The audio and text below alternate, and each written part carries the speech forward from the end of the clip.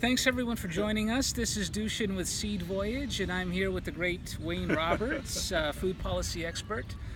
We had a great time last time chatting about food issues. Figured we'd do it again. Yeah. So And this time we're doing it in full sunlight. this time better sun. Hopefully it looks a little bit nicer.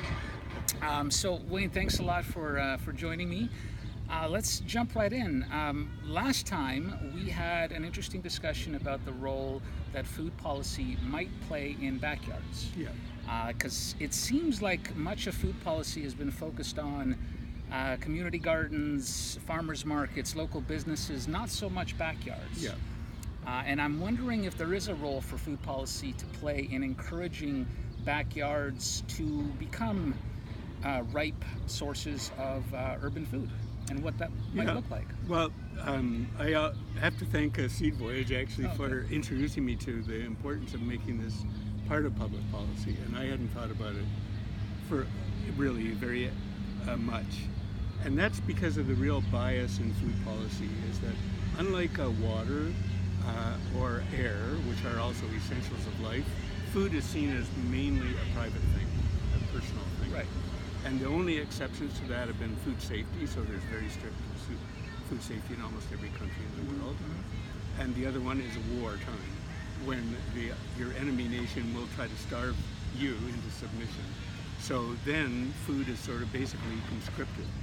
And all the things that we're used to of government intervention, like food guides on nutrition, they all come from war. They had to maintain a healthy population. Even school meal programs that are in many countries, not in Canada, but in many countries, are due to the fact that they found huge numbers of youth could not be conscripted into a war because they weren't healthy enough. They hadn't eaten properly in their youth. So those are really the only two exceptions to food being a private, personal good. Right. And the damage it does is enormous, because if there was public encouragement of gardening, we could see a huge jump forward in it. And there's, I would say, not only not encouragement of it from government, but there's discouragement Right. of it. Right. Now, And- what might a policy look like? Because is it simply educating? Is it promoting? Or could there be some active subsidies involved in converting a lawn over into a food garden? I mean, how might Yeah. a government look to implement something? Now, actually, I posted an item on this, a full-time article on our site called Food Gardens, Okay. which you and I host together on LinkedIn. So if anyone wants to see a major article on it, that's the place to go. But yeah, I think there are hundreds of things they can do. First of all, to stop the disincentive. For example, I compost everything that moves basically in my house. It's certainly anything that can turn into soil conditioner. Consequently, I cost the city much less than somebody who's throwing everything into a bin or into the garbage. And yet I have to pay for a composter, and you get your garbage can and your recycling thing for free. Right. So they're actually penalized, like no good deed goes unpunished Yeah, is sort of the motto on this. Right. If I have a water barrel to use on my lawn, which is good because then I get the soft water that food grows best in, Yeah. I'm saving the city money in terms of the use of the sewage system. But again, they charge you the full Right. No thing for subsidy that. on the So water. Yeah. they actually, all they need to do to start with is to say, we're going to pay you for the amount of money you're saving us, Right. and not force you to be the only one who's saving us Right. at your own dime, Right. right? So that's one thing. Then secondly, they could really step it up to encourage it, because there are so many public benefits so to my mind, it's not that they're going to incentivize you like we're going to favor you as opposed to somebody else.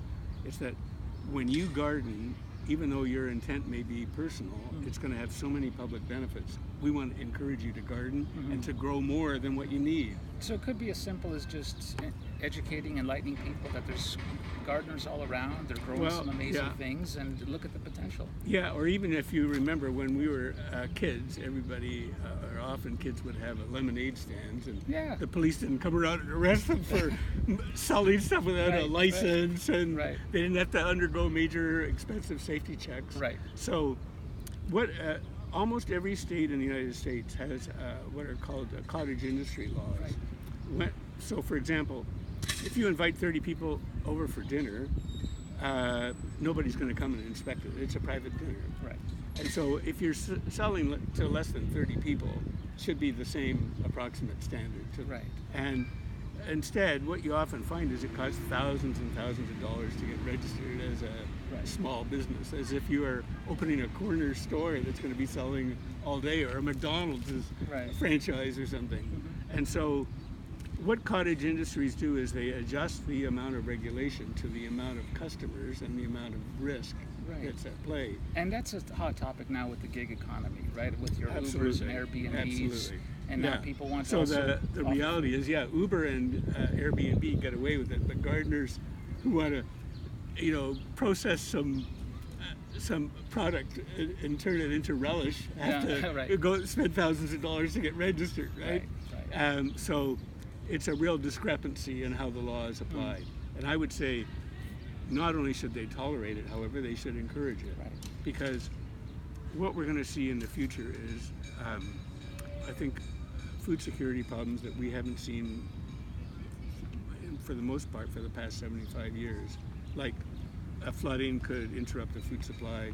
We only have 3 days food supply in any city in the world. And so we need local gardens that can respond to a crisis right where people live.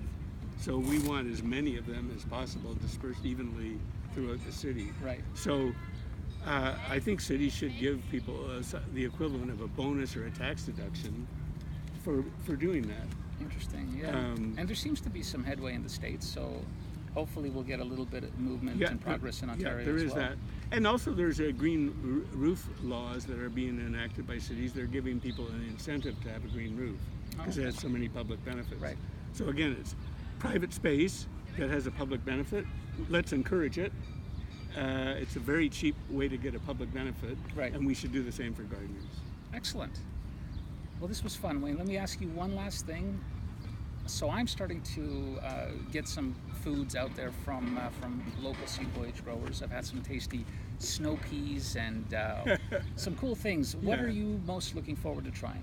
Well, probably there's the stereotypical tomato, right? I gotta love the tomato. Yeah. We're a few weeks away, I'd say. And I think you're the guy who introduced me again to this idea that, of course, there's more than one tomato. We don't have to say, oh, I'll get the tomato that's in the store, only it'll be 2 days fresher. We can say, I'm going to get a totally different kind of tomato.